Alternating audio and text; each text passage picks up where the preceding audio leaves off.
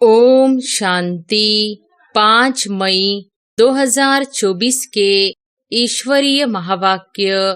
पहले एक नजर मुरली के मुख्य पॉइंट पर। बाबा ने कहा, होली हंस का काम ही है व्यर्थ के कंकड़ छोड़ना और ज्ञान रत्नों का मनन करना। हर एक बच्चा ज्ञान रत्नों की खान बन गए हैं। ज्ञान रत्नों के खजाने से सदा भरपूर रहते हैं। ज्ञान व योग की सहज धारणा का सहज साधन है बाप और दादा के आज्ञाकारी बन चलना। बाप के रूप में भी आज्ञाकारी, शिक्षक के रूप में भी और सद्गुरु के रूप में भी, तीनों ही रूपों में आज्ञाकारी बनना अर्थात सहज पुरुषार्थी बनना। आज्ञा के प्रमाण चलते रहे तो किसी भी प्रकार की मेहनत व मुश्किल अनुभव नहीं होगी। सोचने की भी आवश्यकता नहीं कि यह करे या न करे, यह राइट है या रॉन्ग है। सोचने की भी मेहनत नहीं है। परमात्मा आज्ञा है ही सदा श्रेष्ठ। कुमारों के पास धन तो ज्यादा होता नहीं, फिर भी जो है सब आपका है, यह वायदा किया है। तन भी, मन भी, धन भी और संबंध भी सब आपसे, यह भी वायदा पक्का किया है। जब मन बाप को दे दिया तो यह भी आपके पास अमानत है। फिर युद्ध किसमें करते हो? मेरा मन परेशान है, मेरे मन में व्यर्थ संकल्प आते हैं, मेरा मन विचलित होता है। जब मेरा है नहीं, अमानत है। और फिर बाबा ने कहा, माया के दरवाजे हैं मैं और मेरा, तो तन भी आपका नहीं। फिर देह अभिमान का मैं कहाँ से आया? तन को भी अमानत समझो, मन को भी अमानत समझो। फिर मेहनत की जरूरत है क्या? पॉजिटिव सोचो, शुभ भावना के संकल्प करो। फालतू संकल्प करो, यह बाप की आज्ञा है क्या? एक शब्द याद करो कि मैं परमात्मा आज्ञाकारी बच्चा हूँ। बाप की यह आज्ञा है या नहीं है, वह सोचो। किसी भी रूप में अगर एक बाबा का संबंध ही याद रहे, दिल से निकले बाबा, तो समीपता का अनुभव करेंगे। मंत्र मुहाफिक नहीं कहो बाबा बाबा, वह राम राम कहते हैं, आप बाबा बाबा कहते, लेकिन दिल से निकले बाबा। हर एक कुमार को धन का भी पोता मेल रखना चाहिए। धन को कहाँ और कैसे यूज करना है, मन को भी कहाँ और कैसे यूज करना है, तन को भी कहाँ लगाना है, यह सब पोता मेल होना चाहिए। कुमार माना लाइट हाउस, लाइट। कुमारों का लक्ष्य है ना कि हमको नंबर 1 आना है, तो लक्ष्य के साथ लक्षण भी चाहिए। ब्राह्मण जीवन के मुख्य खजाने हैं संकल्प, समय और श्वास। आपके श्वास भी बहुत अमूल्य है। एक श्वास भी कॉमन नहीं हो, व्यर्थ नहीं हो। और फिर लास्ट में बाबा ने कहा, जब भी कोई फालतू संकल्प, फालतू समय जाता है तो ऐसे नहीं समझो चलो 5 मिनट गया। बचाओ, समय अनुसार देखो प्रकृति अपने कार्य में कितनी तीव्र है, कुछ न कुछ खेल दिखाती रहती है। प्रकृति पति ब्राह्मण बच्चों का खेल एक ही है, उड़ती कला का।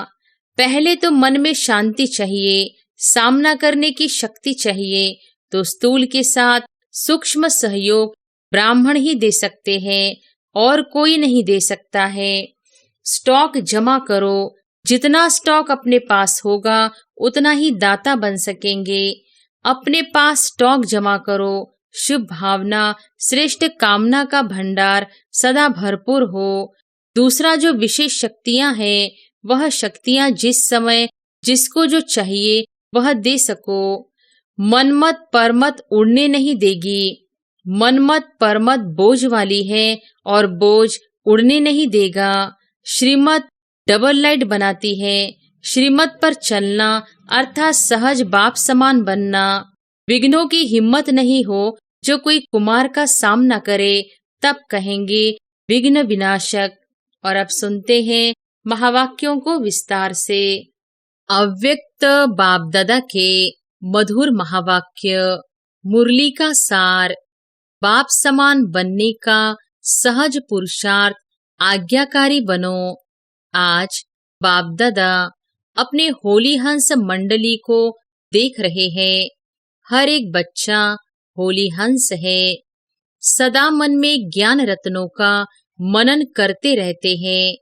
होली हंस का काम ही है व्यर्थ के कंकड़ छोड़ना और ज्ञान रत्नों का मनन करना। एक एक रतन कितना अमूल्य है। हर एक बच्चा ज्ञान रत्नों की खान बन गए हैं। ज्ञान रत्नों के खजाने से सदा भरपूर रहते हैं। आज बाप दादा बच्चों में एक विशेष बात चेक कर रहे थे। वह क्या थी? ज्ञान व योग की सहज धारणा का सहज साधन है बाप और दादा के आज्ञाकारी बन चलना।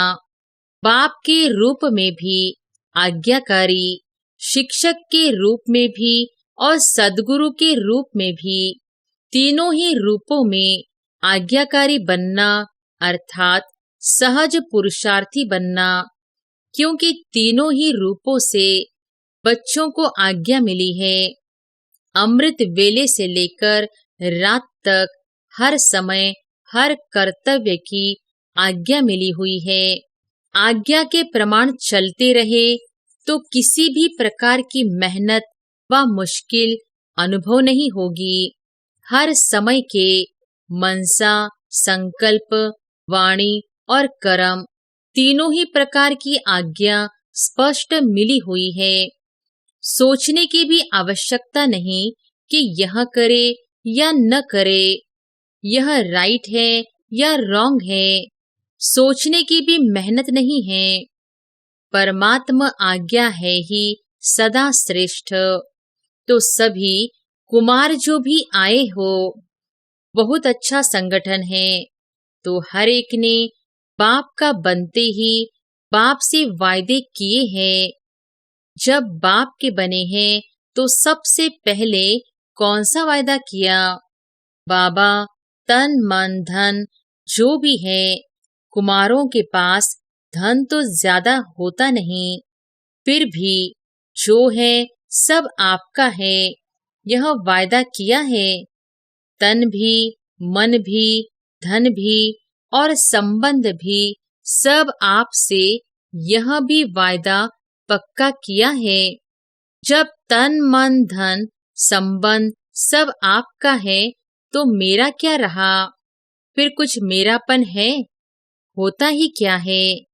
तन मन धन जन सब बाप के हवाले कर लिया। प्रवृत्ति वालों ने किया है, मधुबन वालों ने किया है, पक्का है ना? जब मन भी बाप का हुआ, मेरा मन तो नहीं है ना? या मन मेरा है, मेरा समझकर यूज करना है। जब मन बाप को दे दिया तो यह भी आपके पास अमानत है। फिर युद्ध किसमें करते हो? मेरा मन परेशान है, मेरे मन में व्यर्थ संकल्प आते हैं, मेरा मन विचलित होता है। जब मेरा है नहीं, अमानत है, फिर अमानत को मेरा समझकर यूज करना, क्या यह अमानत में खयानत नहीं है? माया के दरवाजे हैं, मैं और मेरा, तो तन भी आपका नहीं, फिर देह अभिमान का मैं कहाँ से आया? मन भी आपका नहीं, तो मेरा मेरा कहाँ से आया? तेरा है या मेरा है? बाप का है या सिर्फ कहना है, करना नहीं? कहना बाप का और मानना मेरा। सिर्फ पहला वायदा याद करो कि न बॉडी कॉन्शियस की मैं है न मेरा। तो जो बाप की आज्ञा है, तन को भी अमानत समझो, मन को भी अमानत समझो। फिर मेहनत की जरूरत है क्या?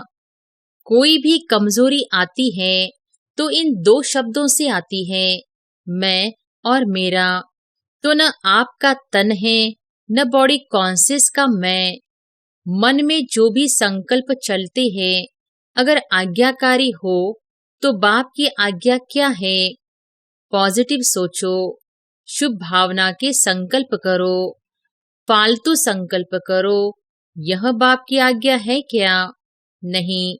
तो जब आपका मन नहीं है फिर भी व्यर्थ संकल्प करते हो तो बाप की आज्ञा को प्रैक्टिकल में नहीं लाया ना। सिर्फ एक शब्द याद करो कि मैं परमात्मा आज्ञाकारी बच्चा हूँ। बाप की यह आज्ञा है या नहीं है, वह सोचो। जो आज्ञाकारी बच्चा होता है वह सदा बाप को स्वतः ही याद होता है, स्वतः ही प्यारा होता है, स्वतः ही बाप के समीप होता है। तो चेक करो, मैं बाप के समीप बाप का आज्ञाकारी हूँ। एक शब्द तो अमृत वेले याद कर सकते हो, मैं कौन? आज्ञाकारी हूँ या कभी आज्ञाकारी और कभी आज्ञा से किनारा करने वाले?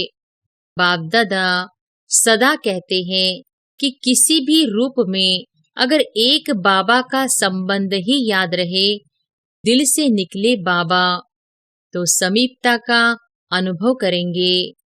मंत्र के मुहाफिक नहीं कहो बाबा बाबा, वह राम राम कहते हैं, आप बाबा बाबा कहते, लेकिन दिल से निकले बाबा।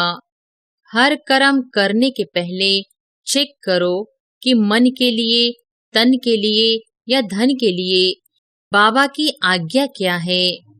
कुमारों के पास चाहे कितना भी थोड़ा सा धन है, लेकिन जैसे बाप ने आज्ञा दी है कि धन का पोता मेल किस प्रकार से रखो, वैसे रखा है, या जैसे आता वैसे चलाते। हर एक कुमार को धन का भी पोता मेल रखना चाहिए। धन को कहाँ और कैसे यूज करना है, मन को भी कहाँ और कैसे यूज करना है, तन को भी कहाँ लगाना है, यह सब पोता मेल होना चाहिए। आप दादियाँ जब धारणा की क्लास कराती है तो समझाती है ना कि धन को कैसे यूज करो, क्या पोता मेल रखो। कुमारों को पता है पोता मेल कैसे रखना है, कहाँ लगाना है, यह मालूम है। थोड़े हाथ उठा रहे हैं, नए नए भी हैं, इन्हों को मालूम नहीं है। इन्हों को यह जरूर बताना कि क्या क्या करना है। निश्चिंत हो जाएंगे, बोझ नहीं लगेगा, क्योंकि आप सबका लक्ष्य है कुमार माना लाइट, डबल लाइट।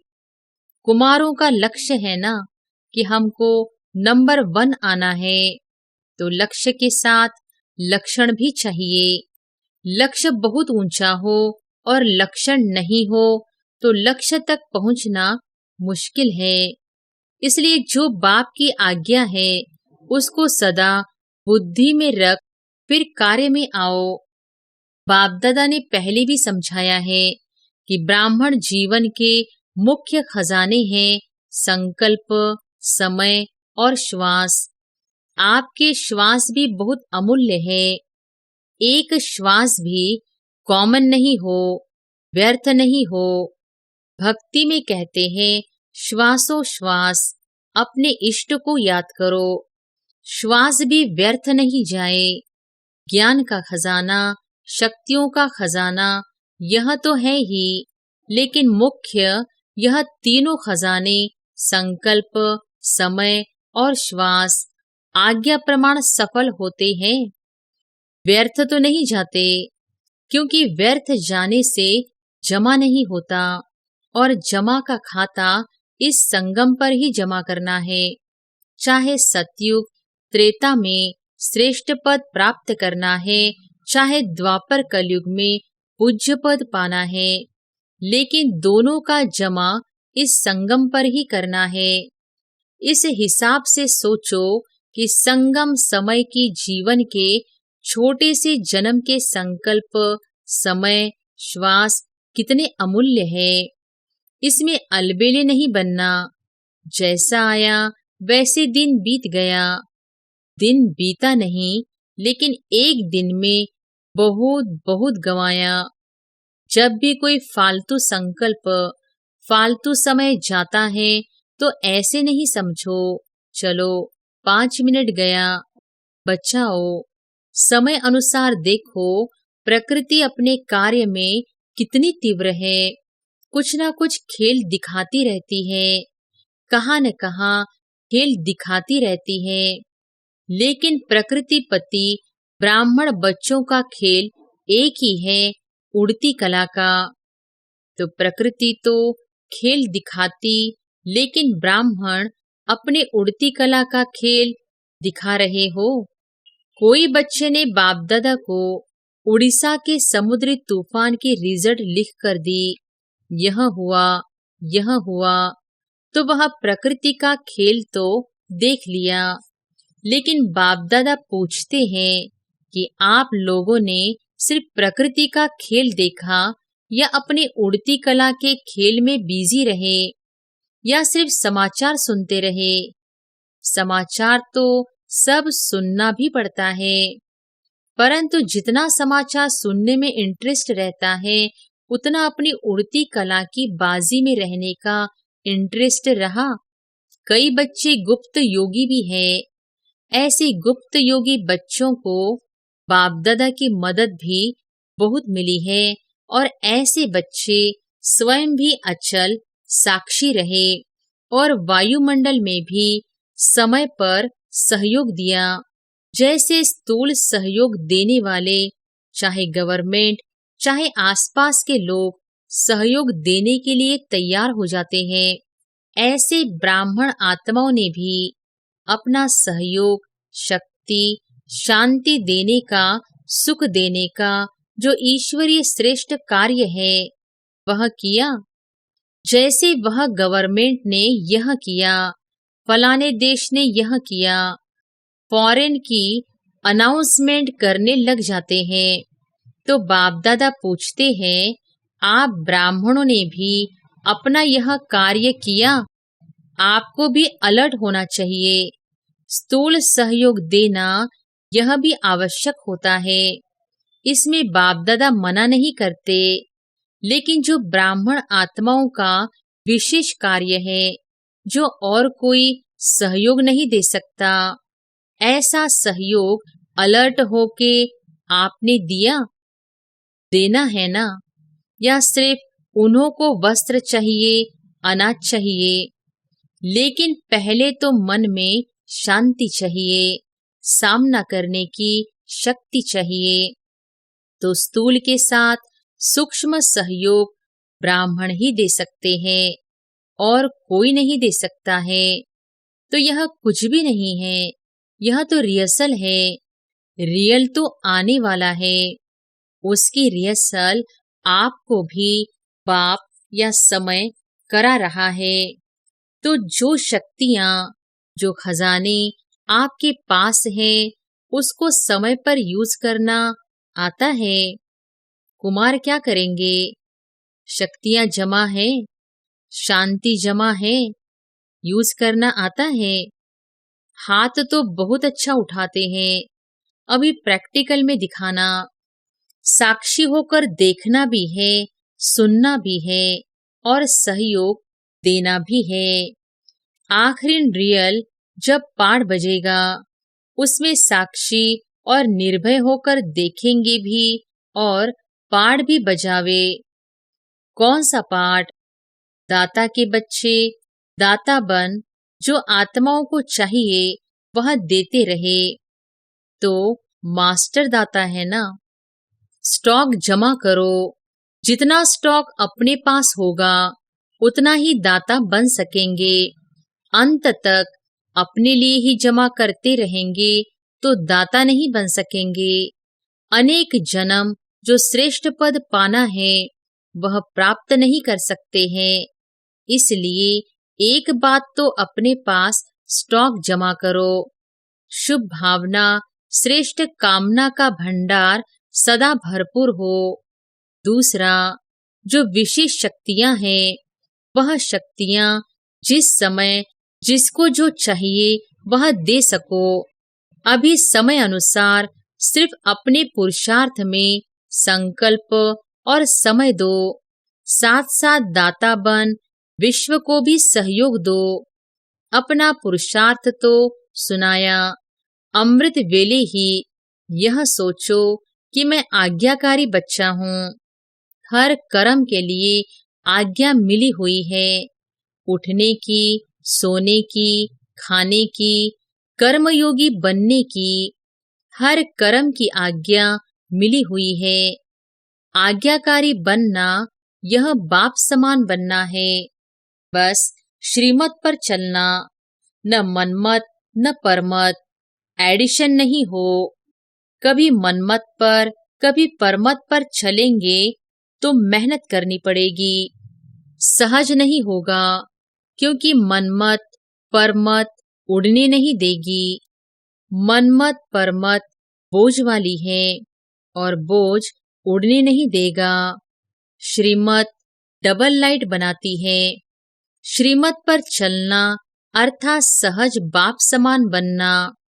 श्रीमत पर चलने वाले को कोई भी परिस्थिति नीचे नहीं ले आ सकती। तो श्रीमत पर चलना आता है। अच्छा, तो कुमार अभी क्या करेंगे? निमंत्रण मिला, स्पेशल खातिरी हुई। देखो कितने लाडले हो गए हो। तो अभी आगे क्या करेंगे? रिस्पॉन्ड देंगे या वहां गए तो वहां के, यहाँ आए तो यहाँ के? ऐसे तो नहीं है ना। यहाँ तो बहुत मजे में हो, माया की वार से बचे हुए हो।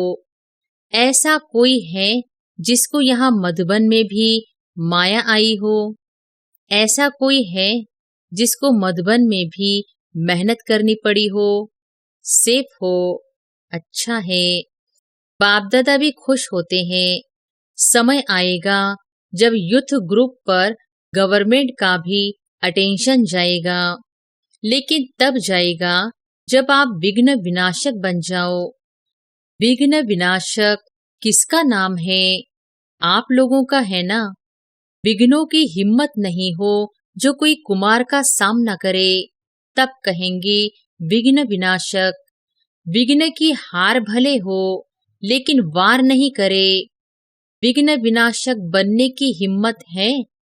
या वहां जाकर पत्र लिखेंगे, दादी बहुत अच्छा था लेकिन पता नहीं क्या हो गया?